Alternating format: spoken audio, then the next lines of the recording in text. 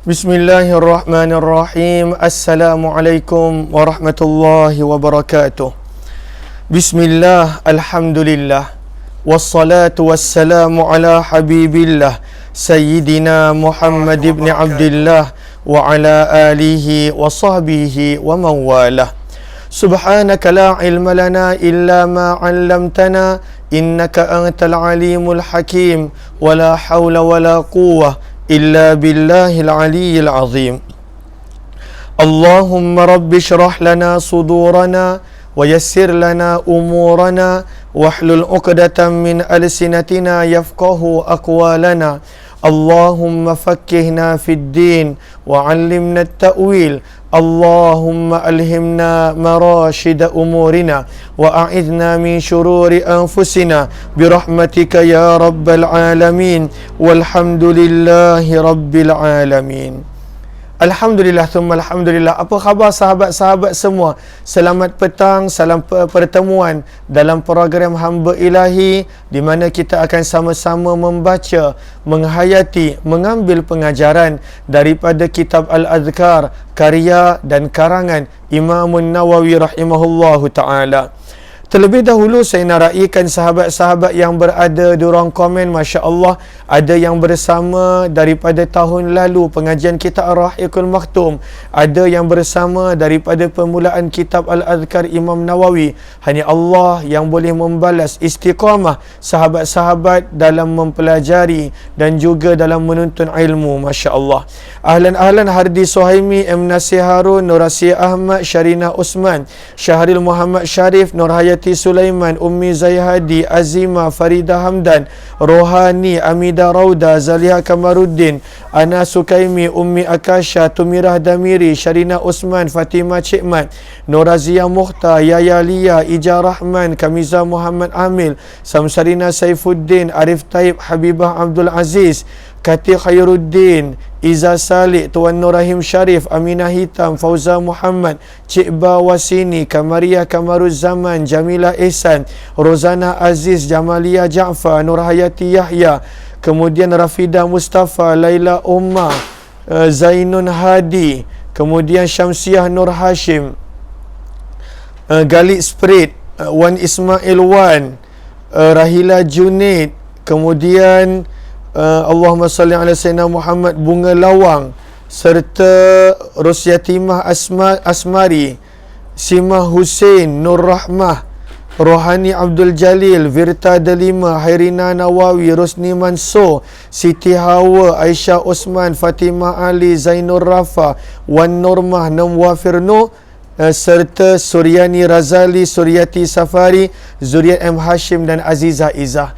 Saya harap saya dapat meraihkan semua yang berada di ruang komen. Masya Allah, ada beberapa nama baru yang saya perasan sebab setiap hari baca, saya mula kenal siapa yang yang lama bersama, dan mungkin ada yang kali pertama komen. Mudah-mudahan ukhuwah ini berkekalan dan berpanjangan di dunia dan juga di hari akhirat, serta mendatangkan keridaan Allah Subhanahu wa ta'ala.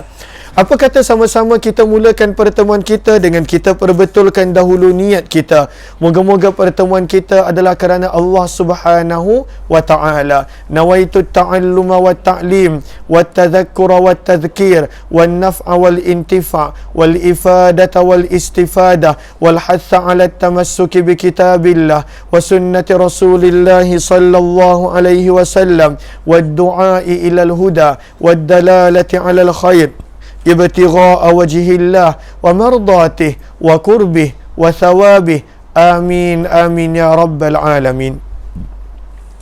Mohon jasa sahabat-sahabat untuk bantu share, bantu untuk kongsikan jika belum, tag rakan-rakan yang lain. Moga-moga lebih ramai yang beroleh manfaat, insya-Allah summa insya-Allah. Hari ini kita berada pada muka surat 355.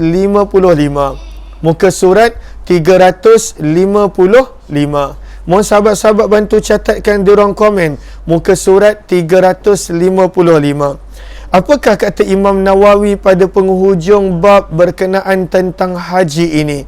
Imam Nawawi, kita dah belajar semalam. Kata Imam Nawawi ketika mana tiba menziarahi Rasulullah, maka berada di depan Rasulullah, ucapkan selawat yang ada pada muka surat 354, dan kemudian pergi memberi salam kepada Sayyidina Abu Bakar, disusuli selepas itu kepada Sayyidina Umar, dan kemudian kembali semula kepada baginda Nabi SAW, berdoa, meminta, memohon syafaat. Dan kemudian kalau kita masih nampak pada perenggan pertama muka surat 355, kata Imam Nawawi, bila dah selesai menziarahi baginda Nabi, maka kalaulah boleh masuk semula ke Raudah, maka masuk semula ke Raudah dan habiskan waktu di Raudah, banyakkan doa di Raudah.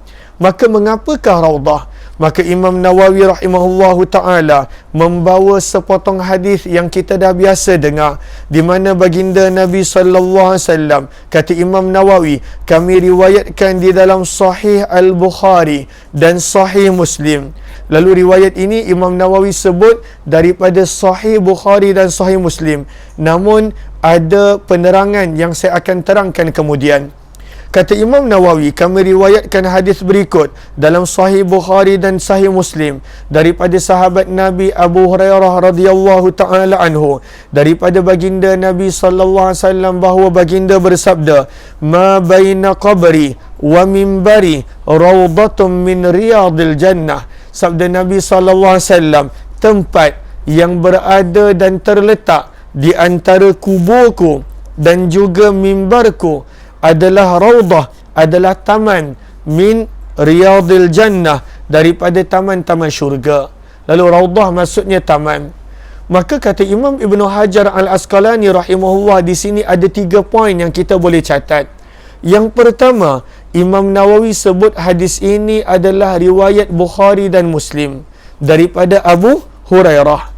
Maka kata Imam Ibn Hajar, Imam Bukhari dan Imam Muslim tidak meriwayatkan dengan lafaz ma baina qabri, bukannya dengan perkataan qabri, kuburku.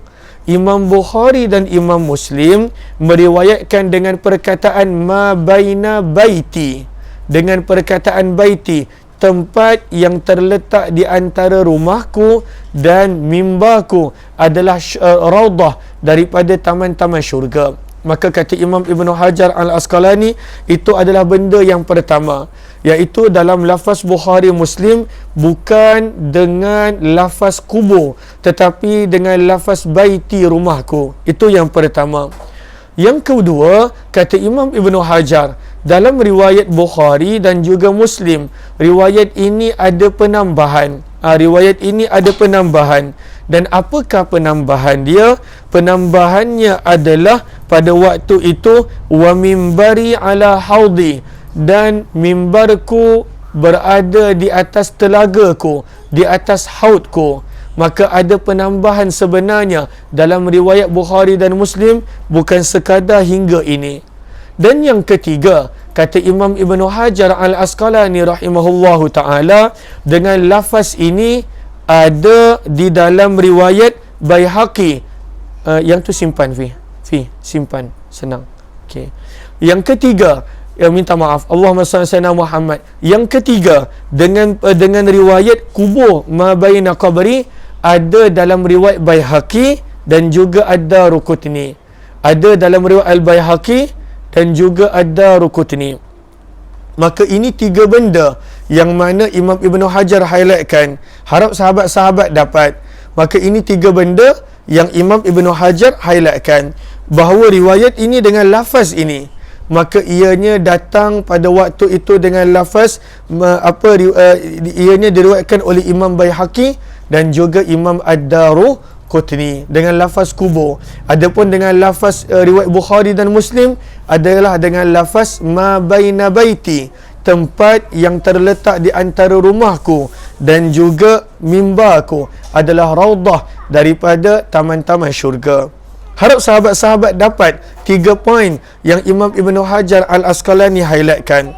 Maka sebab itu kita digalakkan untuk luangkan masa di raudah. Untuk luangkan masa di raudah, banyakkan masa di raudah.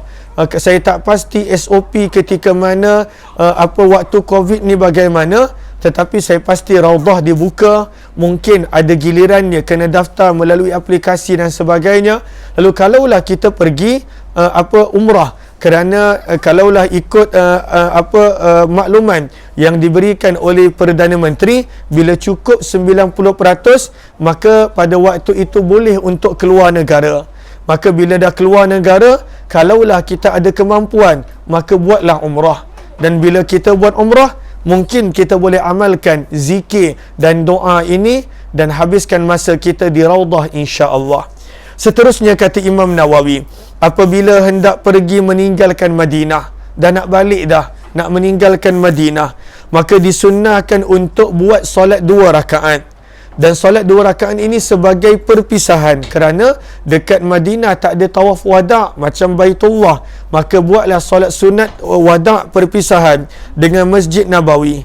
Dan selepas selesai solat, kata Imam Nawawi, berdoalah dengan apa jua doa. Kemudian bila dah selesai solat, dah selesai doa, maka pergilah ziarah baginda Nabi SAW sebagai ziarah perpisahan sebelum meninggalkan bumi Nabi SAW, dan ucapkanlah salam macam yang telah disebutkan pada muka surat 354.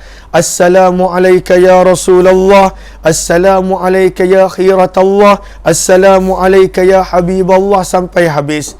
Maka ucapkanlah salam tersebut, kata Imam Nawawi. Lalu solat, doa, pergi ke makam baginda, ucapkan salam. Dan kemudian pada waktu itu berdoalah dengan doa berikut. Apakah doa dia? Sama-sama kita teliti dan hayati makna dia. Maka berdoalah, Allahumma la taj'al hadha akhiral ahdi biharami rasulik sallallahu alaihi wasallam wa yassir liyal auda ilal haramain sabilan sahlah bimannika wa fadlik warzuqnil afwa wal afiyah fid dunya wal akhirah waruddana salimin ghanimin ila minta maaf ada yang tertinggal di sini, waruddana salimin ghanimin. Kemudian Allahumma salli ala sayyidina Muhammad. Sebentar saya cek balik dalam kitab yang asal. Ada perkataan ila autanina. Lalu baris akhir doa itu ila salimin ghanimin, gariskan. Ila tu betul, salimin tu gariskan. Salimin yang kedua gariskan. Kemudian selepasnya ghanimin yang kedua gariskan.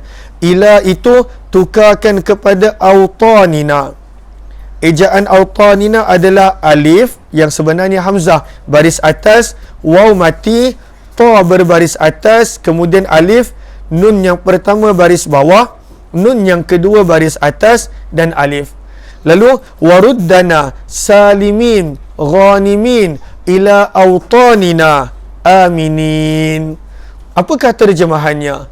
Maka kita minta bila kita nak pulang, selepas dah berdoa, memberi salam, Allahumma ya Allah, la taj'al, janganlah engkau jadikan, hadza akhiral ahad, ini sebagai pertemuanku yang terakhir, biharami rasulik, dengan tanah haram, tanah mulia Rasulmu sallallahu alaihi wasallam, wa yassir liyal auda, dan permudahkanlah untuk aku kembali, ilal haramain, kedua tanah haram Mekah dan Madinah, sabilan sahlah, dengan jalan yang mudah, bimannika, dengan pemberian, wa fadlika, dan kurniaanmu, warzuqni, dan anugerahkanlah daku rezeki, al-afwa, berupa pengampunan, wal afiyah, berupa keafiatan, fid dunya, di dunia, dan juga di hari akhirat, waruddana, dan kembalikanlah kami ya Allah, salimin,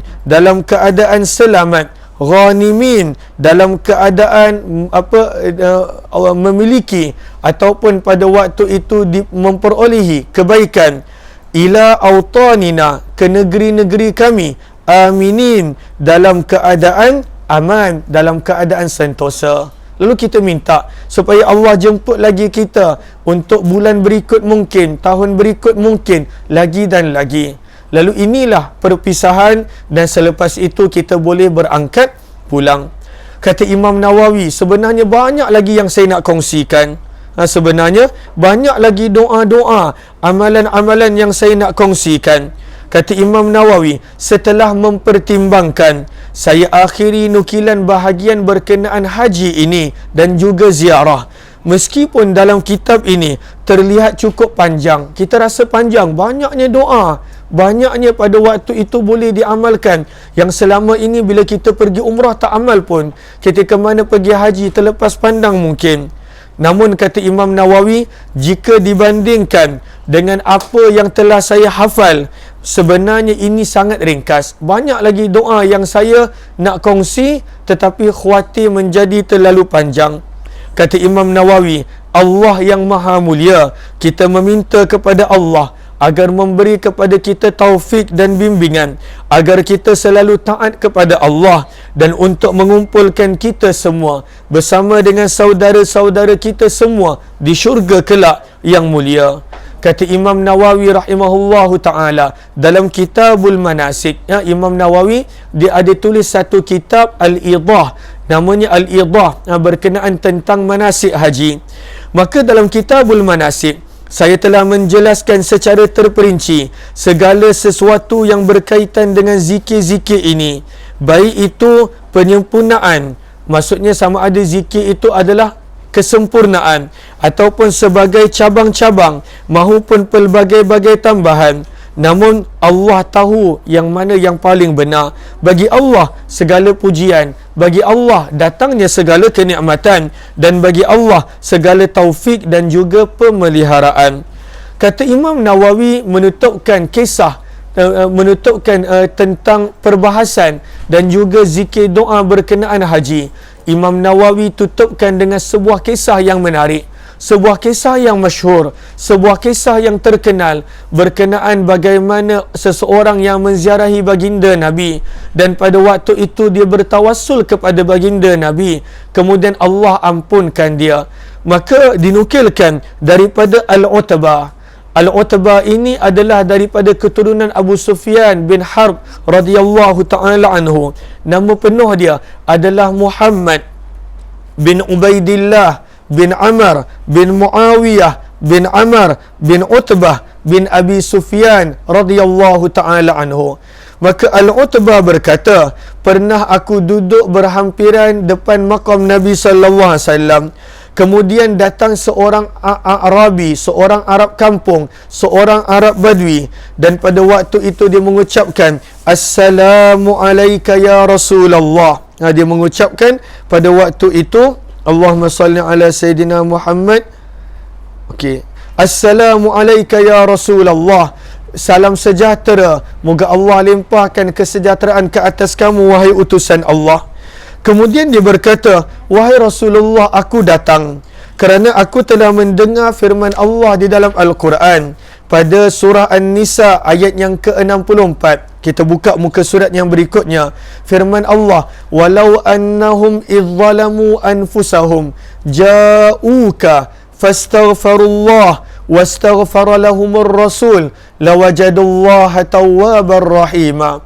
Firman Allah pada ayat tersebut, walau annahum, dan kalaulah mereka, izzalamu, ketika mana berlaku zalim, ketika mana menganiaya diri mereka sendiri, ja'uka, mereka datang kepadamu wahai Muhammad, fastaghfirullah, dan ketika mana mereka datang kepada kamu, mereka meminta keampunan Allah, wastaghfara lahumur rasul, dan kamu wahai Muhammad sebagai rasul meminta keampunan untuk mereka, lawajadullah, pasti mereka akan mendapati Allah tawwaba, sebagai zat yang maha penerima taubat, rahimah, maha pengasih.